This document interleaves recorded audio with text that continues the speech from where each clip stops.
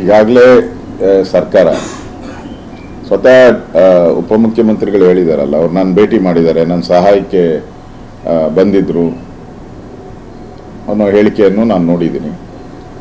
ಇವತ್ತು ಆ ಜೈಲುಗಳು ಮೊನ್ನೆ ತಾನೇ ಒಂದು 4-5 ದಿನದಿಂದ ಇಡೀ ಜೈಲಿಗೆ ರೈಡ್ ಆಯಿತು. ಪೊಲೀಸರು ರೈಡ್ ಮಾಡಿದ್ರು.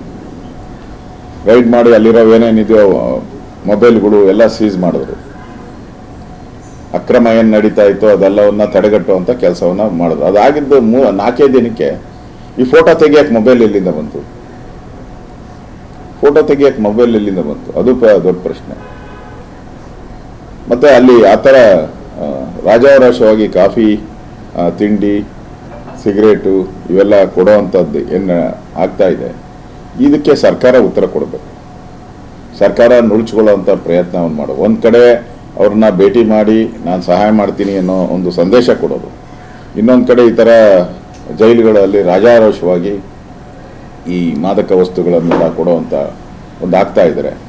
ರಾಜ್ಯದಲ್ಲಿ ಈಗಾಗಲೇ ಕಾನೂನು ಸುವ್ಯವಸ್ಥೆ ಕುಸಿದೋಗಿದೆ ಅಂತ ನಾವು ಹೇಳ್ಬಿಟ್ಟಿದ್ದೀರಿ. ಈಗ ಆಲ್ರೆಡಿ ಕಾನೂನು ಇಲ್ಲ, ಸುವ್ಯವಸ್ಥೆನೂ ಇಲ್ಲ ರಾಜ್ಯದಲ್ಲಿ. ಈಗ ಜೈಲ್ದು ಒಂದು ನಿದರ್ಶನ ಅದಕ್ಕೆ. ನಾವು ಇಷ್ಟು ದಿನದಿಂದ ಹೇಳ್ತಾ ಇದ್ರಲ್ಲ, ಈಗ ರೇಪ್ಗಳಾಗ್ತಾ ಇರೋವಂಥದ್ದು, ದರೋಡೆ ಆಗ್ತಾ ಇರೋದು, ಮರ್ಡರ್ ಆಗ್ತಾ ಇರೋವಂಥದ್ದು. ರಾಜ್ಯದಲ್ಲಿ ಕಾನೂನು ಸುವ್ಯವಸ್ಥೆ ಅನ್ನೋದು ಯಾರು ಕೇಳೋರು ದಿಕ್ಕಿಲ್ಲ. ಆ ಪರಿಸ್ಥಿತಿ. ಸರ್ಕಾರ ಉಳಿತೋ ಹೋಗುತ್ತೋ ಅನ್ನೋದರಲ್ಲೇ ಅವರಿರೋವಂಥ ಎಲ್ಲ ಮಂತ್ರಿಗಳು ಕಾಯ್ತಾ ಇದ್ದಾರೆ. ಕೆಲವು ಮಂತ್ರಿಗಳು ಇನ್ನೊಬ್ಬರು ಮುಖ್ಯಮಂತ್ರಿ ಆದರೆ ನನಗೆ ನಾನು ಒಳ್ಳೆ ಪವರ್ಫುಲ್ ಖಾತೆ ಸಿಗುತ್ತೆ ಅಂತ ಕೆಲವರು.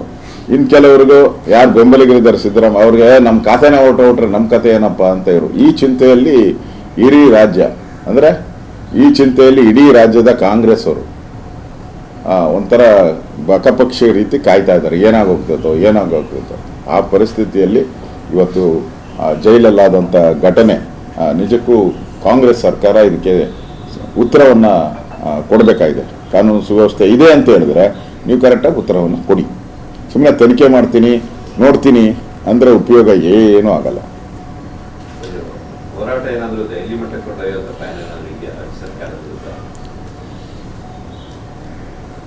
ಅದನ್ನು ನಮ್ಮ ಪಾರ್ಟಿಯ ಹೈಕಮಾಂಡ್ ಜೊತೆ ಚರ್ಚೆ ಮಾಡ್ತಾ ಇದ್ದೀರಿ, ಮತ್ತು JDS ಜೊತೆ ಮತ್ತು ನಮ್ಮ ರಾಜ್ಯದ ಪದಾಧಿಕಾರಿಗಳು ಎಲ್ಲರ ಜೊತೆ ಚರ್ಚೆ ನಡೀತಾ ಇದೆ. ಚರ್ಚೆ ಇನ್ನೂ ಪ್ರಾಥಮಿಕ ಹಂತದಲ್ಲಿದೆ. ಸೊ ಆ ಚರ್ಚೆ ಆದಮೇಲೆ ಮುಂದೆ ಏನು, ಯಾಕಂದರೆ 29ರಿಂದ ಆರ್ಗ್ಯುಮೆಂಟ್ ಶುರುವಾಗ್ತೈತೆ ಇದ್ರದ್ದು, ಅವ್ರಿಗೆ ಪ್ರಾಸಿಕ್ಯೂಷನ್ ಬಗ್ಗೆ. ಅದೆಲ್ಲವನ್ನು ನೋಡಿಕೊಂಡು ಗಮನ ಹರಿಸಿ ಆಮೇಲೆ ನಾವು ದೆಹಲಿ ಮಟ್ಟದಲ್ಲೂ ಈ ಹೋರಾಟವನ್ನು ಮಾಡುವಂಥದ್ದಕ್ಕೆ ಪಾರ್ಟಿಯ ಪದಾಧಿಕಾರಿಗಳು ಎಲ್ಲರ ಜೊತೆ ಚರ್ಚೆ ಮಾಡಿ ಆಮೇಲೆ ತೀರ್ಮಾನವನ್ನು ಮಾಡ್ತಾರೆ. ಜನಪದ ಟಿಕೆಟ್ ಸಂಬಂಧಪಟ್ಟಂತೆ ಮಾತುಕತೆ ಮಾಡ್ತಾ ಇದ್ದೀರಾ? ಯಾಕಂದ್ರೆ ಯೋಗೇಶ್ವರ್ ಹೇಳ್ತಾರೆ, ನಾವು ಅಶೋಕ್ ಅವರು ಸಹ ಮನವಿ ಕೇಳಿದ್ದೀವಿ, ನಾವು ಹೈಕಮಾಂಡ್ ನಾಯಕರ ಜೊತೆ ಮಾತುಕತೆಯನ್ನು ಮಾಡಬೇಕು ಹೇಳೋದ ಮಾತನ್ನು ಹೇಳ್ತಾರೆ. ಕುಮಾರಸ್ವಾಮಿ ಇನ್ನೂ ಕೂಡ ಸ್ಪಷ್ಟನೆಯನ್ನ ಮಾಡ್ತಾ ಇಲ್ಲ, ಚನ್ನಪಟ್ಟಣಕ್ಕೆ ಯಾವ ಟಿಕೆಟ್ ಕೊಡ್ತಾರೆ ಅಂತ. ಪಾರ್ಟಿ ಸೀನಿಯರ್ ಲೀಡರ್ ತಮ್ಮ ಅಭಿಪ್ರಾಯ ಏನು ಅದರ ಬಗ್ಗೆ? ಹೌದು, ಯೋಗೇಶ್ವರ್ ಅವರು ನನ್ನ ಅಶ್ವತ್ಥನಾರಾಯಣ ಅವ್ರನ್ನ ಎಲ್ಲ ಭೇಟಿ ಮಾಡಿದ್ದಾರೆ. ಸೊ ನಾವು ಕೂಡ ಅವ್ರ ಮನೆಗೂ ಕೂಡ ಭೇಟಿ ಮಾಡಿ ಚನ್ನಪಟ್ಟಣದಲ್ಲಿ ಅವರ ತಂದೆಯವರ ಕಾರ್ಯಕ್ರಮ ಇತ್ತು, ಅವ್ರ ತಂದೆಯವರು ತೀರೋದಂಥ ಕಾರ್ಯಕ್ರಮದಲ್ಲಿ ನಾವು ಕೂಡ ಹೋಗಿ ಭೇಟಿ ಮಾಡಿ ಮಾತಾಡಿ ಬಂದಿದ್ದೀರಿ. ಸೊ ಕುಮಾರಸ್ವಾಮಿ ಅವ್ರ ಜೊತೆನೂ ಕೂಡ ನಾನು ಮಾತಾಡ್ತೀರಿ ಮತ್ತು ಕೇಂದ್ರದ ನಾಯಕರ ಜೊತೆನೂ ಮಾತಾಡ್ತಾ ಇದ್ದೀರಿ ಈಗ. ಸೊ ಯಾವಾಗ ಅವ್ರ ಜೊತೆ ಮಾತಾಡ್ತೀರಿ ಅನ್ನೋದು ನಾಳೆ ನಿಮಗೆ ತಿಳಿಸ್ತೀನಿ. ನಾವು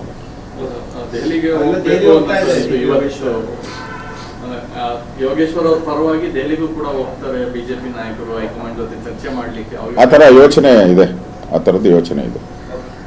ಸರ್, ಈಗ ಮೂಡ ಹೋರಾಟದ ನಂತರ ಸ್ವಲ್ಪ ಸ್ಲೋ ಆಗಿರೋ ಸರ್ ಹೋರಾಟ ಮತ್ತೆ ಕಾನೂನಾತ್ಮಕವಾಗಿ ಹೋಗಿದೆಯಲ್ಲ. ಕಡೆ JDS ಸರಿಯಾಗಿ ಭಾಗಿಯಾಗ್ತಾ ಇಲ್ಲ. ಈಗ ನೋಡಿ, ನಮ್ಮ ಹೋರಾಟ ಎಲ್ಲ ಆದಮೇಲೆ ಕಾನೂನು ರಾಜ್ಯಪಾಲರು ಅನುಮತಿಯನ್ನು ಕೊಟ್ಟಿದ್ದಾರೆ. ಈಗ ಕಾನೂನಾತ್ಮಕ ಹೋರಾಟವನ್ನು ನಡೆಸ್ತಾ ಇದ್ದಾರೆ. ಕಾನೂನಾತ್ಮಕ ಹೋರಾಟದ ಮಧ್ಯೆ ಯಾವ ರೀತಿ ಹೋರಾಟ ಮಾಡಬೇಕು ಅನ್ನೋದು ಕೂಡ ಈಗ ಇದನ್ನು ಪರಿಶೀಲನೆಯನ್ನು ರಾಜ್ಯ ಮಟ್ಟದಲ್ಲಿ BJP ರಾಜ್ಯ ಮಟ್ಟದಲ್ಲಿ ಮತ್ತು JDS ಜೊತೆ ಚರ್ಚೆ ಮಾಡ್ತಾ ಇದ್ದೀರಿ. ಅದಾದಮೇಲೆ ಹೋರಾಟ ಅಂತೂ ಮಾಡೇ ಮಾಡ್ತೀರಿ, ಇಲ್ಲಿಗೆ ಬಿಡಲ್ಲ. ಇದನ್ನು ಹೋರಾಟ ಅಂತೂ ಮುಂದುವರಿಸ್ತೀರಿ. ಕಾಂಗ್ರೆಸ್ ಪಾರ್ಟಿ ಒಂದು ರೀತಿ ಈ ಗ್ಯಾರಂಟಿಗಳನ್ನು ತಂದು ನಾವೇನೋ ದೊಡ್ಡ ಸಾಧನೆ ಮಾಡಿಬಿಡ್ತೀರಿ ಅಂತ ಜನಕ್ಕೆ ಹೇಳಕ್ಕೆ ಹೋಗಿ ಎಡು ಬಿದ್ದೋಗಿದ್ದಾರೆ. ಈಗ ಗ್ಯಾರಂಟಿಗಳೆಲ್ಲ ಬೋಗಸ್ ಗ್ಯಾರಂಟಿ ಔಟ್ ಇದೆ. ಮತ್ತು ಶಾಸಕರೆಲ್ಲರೂ ಕೂಡ ಈ ಗ್ಯಾರಂಟಿನ ತೆಗಿಬೇಕು ಅಂತೇಳಿ ಡಿಮ್ಯಾಂಡು ಕೂಡ ಇಟ್ಟಿದ್ದಾರೆ. ಮತ್ತು ಸರ್ಕಾರದಲ್ಲಿ ಹಣ ಇಲ್ಲ. ಈಗ ಮದ್ಯದ ತೆರಿಗೆಯನ್ನು ಮತ್ತೆ ಮೂರನೇ ಬಾರಿ ಏರಿಸುವಂಥ ಪ್ರಯತ್ನ, ಅದರಿಂದ ರಾಜ್ಯ ಸರ್ಕಾರಕ್ಕೆ 5,000 to 6,000 ಕೋಟಿ ಆದಾಯ ಬರುತ್ತೆ ಅಂತೇಳಿ ಮದ್ಯ ಏರಿಕೆಯನ್ನು ಮಾಡ್ತಾ ಇದ್ದಾರೆ. ಸೊ ಬೇರೆ ರಾಜ್ಯಗಳಲ್ಲಿ ನಮಗಿಂತ ಕಡಿಮೆ ಇದ್ದರೆ ಇಲ್ಲಿರೋರೆಲ್ಲ ಅಲ್ಲಿಗೆ ಹೋಗ್ತಾರೆ ಅಷ್ಟೇ. ಸರ್ಕಾರಕ್ಕೆ ಲಾಸ್ ಆಗ್ತೈತೆ ಅದರಿಂದ. ಈಗಾಗಲೇ ಹಾಲಿನ ದರ ಮಾಡಿದ್ದೀರಾ, ರೇಟ್ ಮಾಡಿದ್ದೀರಾ. ಈಗ ಬಸ್ ದರ ರೇಟ್ ಏರಿಕೆ ಮಾಡ್ತೀನಿ ಅಂತ ಹೇಳಿದ್ದೀರಾ, ನೀರಿನ ದರ ಏರಿಕೆ ಮಾಡ್ತೀನಿ ಅಂತ ಹೇಳಿದ್ದೀರಾ, ಸ್ಟ್ಯಾಂಪ್ ಡ್ಯೂಟಿ ಏರಿಕೆ ಆಗೋಗ್ಬಿಟ್ಟಿದೆ, ಪೆಟ್ರೋಲ್ ಏರಿಕೆ ಆಗಿದೆ, ಇನ್ನೇನು ಉಳಿದಿದೆ? ಇನ್ನು ಕುಡಿಯೋ ಒಂದು ಗಾಳಿ ಒಂದಿದೆ, ಆ ಗಾಳಿಗೂ ಒಂದು ಟ್ಯಾಕ್ಸ್ ಹಾಕ್ಬಿಟ್ರೆ ಇನ್ನು ಏನು ಉಳಿದಿರಲ್ಲ. ಟ್ಯಾಕ್ಸ್ ಹಾಕುವಂಥದ್ದು ಉಳಿದಿರೋದು ಒಂದೇ, ಈ ಸರ್ಕಾರ ಬಂದ ಮೇಲೆ ಉಳಿದಿರೋದು ಒಂದೇ ಒಂದು ಗಾಳಿ ಮೇಲೆ. ಆ ಗಾಳಿ ಮೇಲೆ ನಾನು ಒಂದು ತೆರಿಗೆ ಹಾಕ್ಬಿಟ್ರೆ ನಿಮಗೆ ನೋಬೆಲ್ ಪ್ರಶಸ್ತಿ ಕೊಡ್ತಾರೆ. ಆ ಪರಿಸ್ಥಿತಿ ನಿಮ್ಮದು.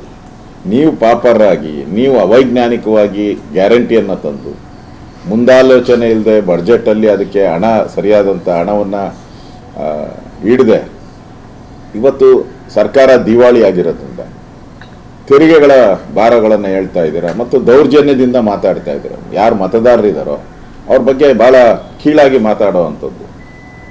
ಯಾರು ನಿಮಗೆ ಏಣಿ ಹಾಕಿ ಏಣಿಯ ಹತ್ತಕ್ಕೆ ಅವಕಾಶ ಮಾಡಿಕೊಟ್ರು, ಆ ಏಣಿನ ಒದೆಯುವಂಥ ಕೆಲಸವನ್ನು ಕಾಂಗ್ರೆಸ್ ಅವ್ರು ಮಾಡ್ತಾ ಇದ್ದಾರೆ. ಅವ್ರಿಗೆ ಅನಿಸ್ಬಿಟ್ಟಿದೆ ಮುಂದೆ ನಮ್ಮ ಸರ್ಕಾರ ಬರಲ್ಲ, ಯಾವುದೇ ಕಾರಣಕ್ಕೂ ಇವತ್ತು ನಡೆದ್ರು ಚುನಾವಣೆ ಬರಲ್ಲ, ಮುಂದೆ ನಡೆದ್ರು ಚುನಾವಣೆ ಬರಲ್ಲ.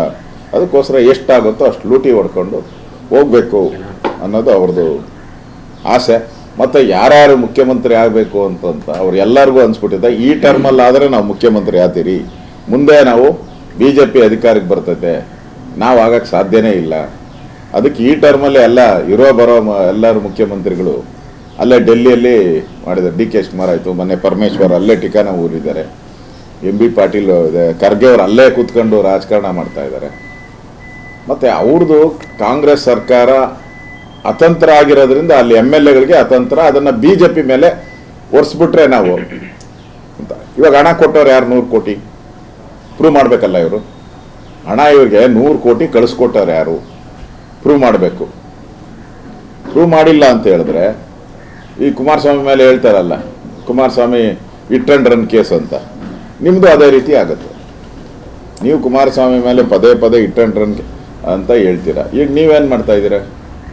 ಅಲ್ಲಿ ಕುಮಾರಸ್ವಾಮಿ ಕರೆಕ್ಟು, ನೀವೇ ತಪ್ಪು ಅಂತ ಆಗ್ತೈತೆ. ಅದರಿಂದ ಈ ಸರ್ಕಾರ ಒಂದು ರೀತಿ ಬಂಡತನದಿಂದ ಇವತ್ತು ಎಲ್ಲ ರೀತಿಯಲ್ಲೂ ದಿವಾಳಿಯಾಗಿದೆ. ಮತ್ತು KPSC ಎಕ್ಸಾಮ್ಸು ಅಷ್ಟೇ, ಅಲ್ಲಿ ಹೋರಾಟ ಮಾಡ್ತಾ ಇದ್ದಾರೆ. ನೆನ್ನೆ ಸ್ಟೂಡೆಂಟ್ಸ್ಗಳು ಯಾರಿದ್ರು, ಪರೀಕ್ಷಾ ಸ್ಟೂಡೆಂಟ್ಗಳು, ಅವ್ರ ಮೇಲೆ ಅರೆಸ್ಟ್ ಮಾಡಿ ಅವ್ರನ್ನ ವಿಜಯನಗರ ಸ್ಟೇಷನಲ್ಲಿ ಹಾಕಿದ್ದೀರಾ. ನಮ್ಮ ಯುವ ಮೋರ್ಚಾ ಅಧ್ಯಕ್ಷರನ್ನ ಅರೆಸ್ಟ್ ಮಾಡಿದ್ದೀರಾ. ನಿಮಗೆ ಸರ್ಕಾರ ನಡೆಸೋಕ್ಕೆ ಆಗ್ತಾ ಇಲ್ಲ. ಈಗ ಸರ್ಕಾರ ಅಭಿವೃದ್ಧಿ ಕಡೆ ಗಮನ ಕೊಡೋಕ್ಕೆ ನಿಮ್ಗೆ ಆಗ್ತಾ ಇಲ್ಲ.